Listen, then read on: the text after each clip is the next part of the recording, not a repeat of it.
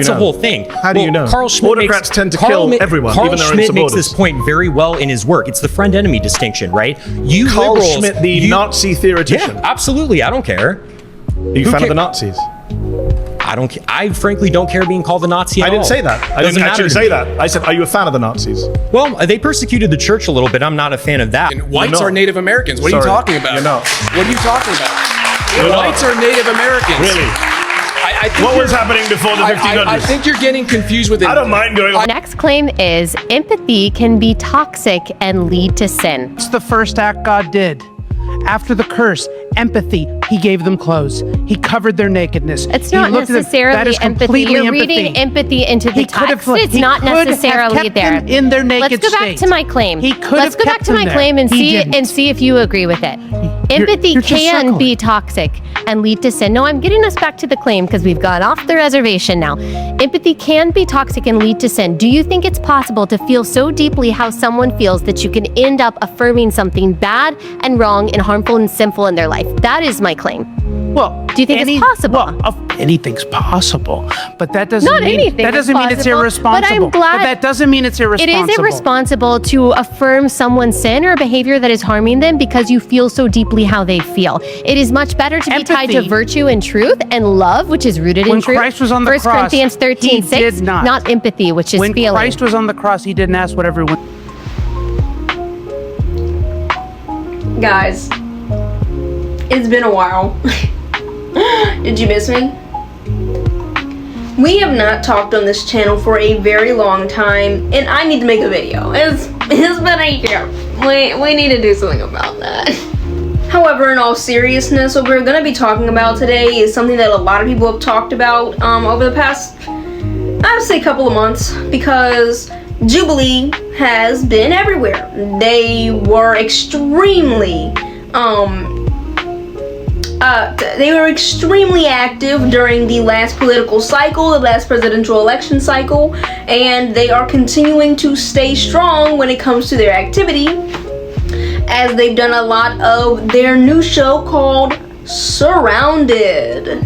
Their show Surrounded pretty much revolves around one person being surrounded by 20 people of an opposing opinion. So, like a new video that just recently came out. It being called One Conservative Christian versus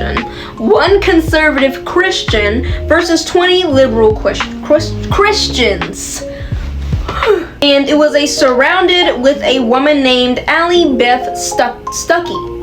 And I have not watched that episode yet, however, I will be watching it. I always come to their channel and I'm always like, I'm gonna hear some stuff that I'm most likely not gonna agree with and I'm not gonna like. However, I'm still gonna watch it, even though my blood pressure is gonna go up every time that I turn on this specific program.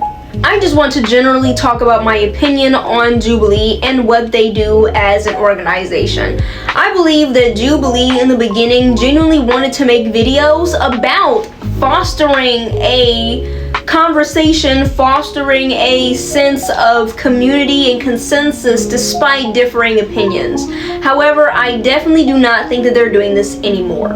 Jubilee, especially since they've grown so popular with their Surrounded series and with their Roundtable series or Middle Ground and those different kinds of platforms and series that they've created, I think that they have definitely taken the route of wanting more follows, wanting more shares, wanting more clips out there on Twitter and Instagram, and people reacting to these videos on YouTube just for the pure absurdity of what occurs on these different programs that they have created.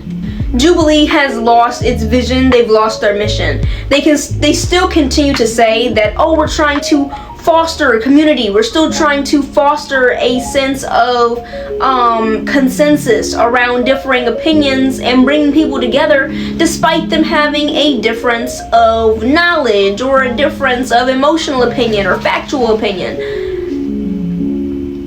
And that's not what they do anymore. I remember when everyone was reacting to that one Surrounded video. I forgot what the man's name was, but he was surrounded by, actually let me find it. So I found it. It was one progressive versus 20 far right conservatives, and it was with Mehdi Hassan. And I remember everyone was reacting to this video simply because of the absurdity of the conversations that were occurring in the video. Let me ask you a question. If you got rid of all immigrants coming in tomorrow, moratorium, you think that Republicans and employers of big firms just suddenly raise all the wages? You notice That's how you what you didn't believe. answer what I said. You That's notice what how you believe. It was a complete. Your ankles That's what all you right. believe. You pivoted the hell That's what away you from the believe. conversation. Is that what you? I'm on Are the your subject. ankles okay? Do you believe that wages? I'm just wondering how naive you are. You believe that the 1% will raise wages in the federal wage They will if be we forced stop to. immigration? They will be forced to. great When you being increase statement. labor's relationship to capital, okay, and you give labor more bargaining power because you're But this tightening is the a very supply of simplistic labor. understanding of economics because you're Okay, not- explain I'm wrong. I'm telling you how you're wrong. here. Because you're ignoring the fact that when immigrants come into an area, they spend money. They create jobs simply About through one- their about presence. 1/5 of their monthly They spend- income leaves the they country. That's a good thing also because you don't like US aid, foreign aid. So this is the point. They create Don't jobs. I assume came that. into this country. So far, every one of my assumptions about you has been correct. But listen to me. I am an immigrant. I'm speaking from personal experience. Get the hell out. I don't even like... I should get the hell out. Yes. Why? I don't want you here. Why? Because you come here and say all this bullshit Why? about how Americans are lazy. Why? You push your left-wing I never politics. said Americans are I don't lazy. know why you say this. I never said Americans are yes, lazy. you are. The You're, only person you're saying attacking immigrants people have is to you. come into this country so they can do jobs that we don't want to do. I That's never said exactly those what you words. said. When did I say it? Oh, really? You When did I didn't say it? So We're why on don't we- YouTube. Guys watching on YouTube, rewind to the time where I said immigrants are doing jobs we don't want to do. When did I say those words? Words that came out of my mouth. Okay, so why do we have to bring in immigrants? Why do we have to bring in immigrants to the Alright, country if we have pause. people who are going to do? Especially when people were telling this man who had, I believe, immigrated to this country and became a citizen, they were telling him to go back to his country. One man was proudly saying how he was a fascist and he did not care if he was a fascist. I believe he lost his job for saying that. I don't remember correctly, but correct me if I'm wrong in the comments. Joe, because you're a little bit more than a far-right Republican. Hey, what can I say? I think you can say I'm a fascist. Yeah, I am.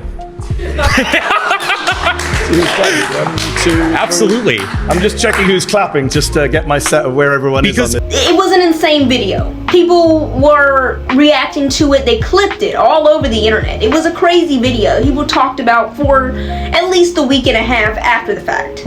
Other videos like Candace Owens versus 20 feminists. One LGBTQ plus activist versus 25 conservatives.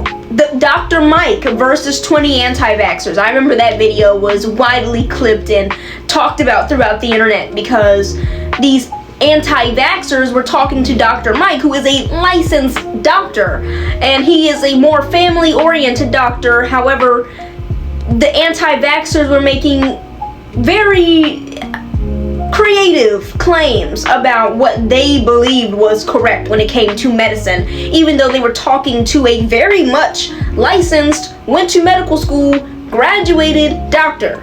Personally, I just truly, like I believe a lot of people believe, that Jubilee does not care about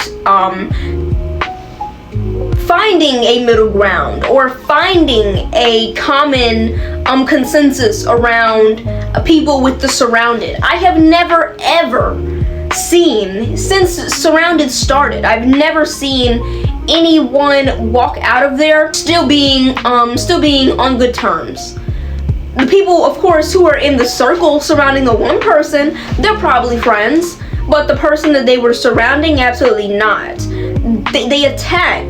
They use very opinionated language. And that's actually something that I want to talk about. On their show, I have noticed that the person who is in the middle usually comes with the most evidence, the most statistics, the most studies, things that you can really search up and be like, oh, okay, I see where they got this from.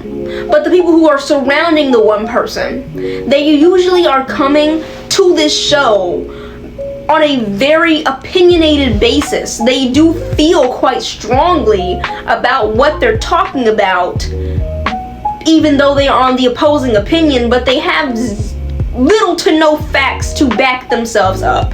And I mean, even if they do, it still comes from a very opinionated place, or they're taking it from studies that have either been debunked, are super old, and there is updated statistics on what they are trying to talk about, or they're just purely coming from a, I feel like this, and this is why I'm gonna argue with you because I feel like this from my heart. And it's a debate. You could call it a Socratic seminar, even. Why are we coming with only weak? Now, you can come to a debate with your opinions. That's why you wanted to debate on it, because you felt strongly about it. That's what an opinion is. You feel strongly about something. But you still need to come with facts and evidence to back yourself up. You can't just be like, I feel this way, so I'm gonna argue my feelings to you and hopefully you agree with me. Where's your statistics? Where's your facts? Love the opinion, but where did you get that from? But honestly, I've seen that Jubilee lately has really just fostered a lot of hate. They have pushed agendas that should not be pushed, especially in this current political climate in the world, and especially in the United States right now. They're pushing very, I would probably say, pro-fascist, pro-conservative, different things like that that are harmful, very harmful opinions that are being pushed onto the public, that are very harmful to the people that it could affect, such as the one LGBTQ plus activist versus the 25 conservatives. Even though he did a great job defending his point of view, it was still quite harmful, especially the man, Mehdi Hassan. He was getting told to go back to his country, and that people were proudly a fascist in the circle while he was arguing with these people, and it was making it very hard for him to have a proper debate with these people because they were undebatable.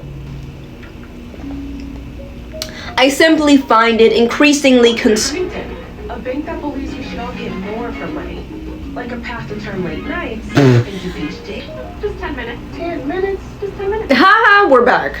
Anyways, as I was trying to say, I find it increasingly concerning the kind of rhetoric that Jubilee is allowing onto their platform, and allowing for this to be pushed to the masses. Of course, I'm all for free speech. I'm all for people being able to say what they want to say. However, when the things that you want to say can effectively harm a large group of people, or you are spreading a sort of rhetoric that is extremely harmful in this day and age,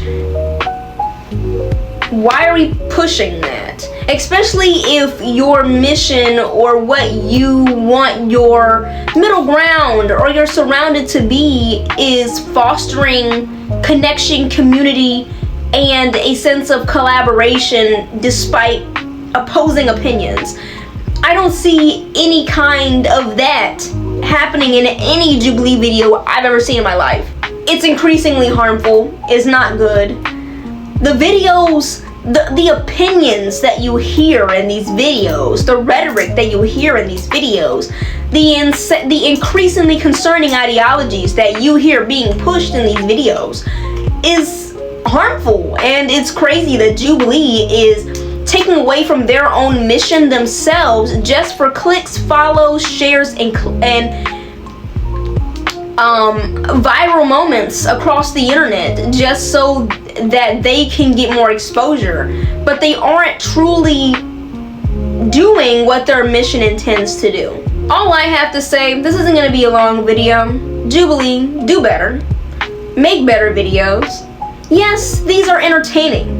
I will not lie. These are entertaining videos. You watch these people get on this show and argue with each other for an hour straight about 5 or 6 different opinions that the person in the middle may have, or arguments that the person in the middle may have. But still, despite this being entertaining, or however you may take it, this isn't the kind of content that we need right now, especially in a world that is already so insanely divided. In a country that is so split down the middle, we don't need this. So all I have to say to Jubilee, do better. Do what you need to do. Go back to your mission. It was good in the beginning, but you need to go back to what you were doing before. And with that being said, this is my first video in a year, almost a year probably. It's something on my screen. Thank you guys for watching. I hope you enjoyed this. Let me know your opinions down in the comments below. If you guys have anything you would like me for me to talk about in particular, let me know. Comment that down below. Follow, like, subscribe, and share. And I hope to see you guys in the next video, and it won't be a year when I make it. Bye!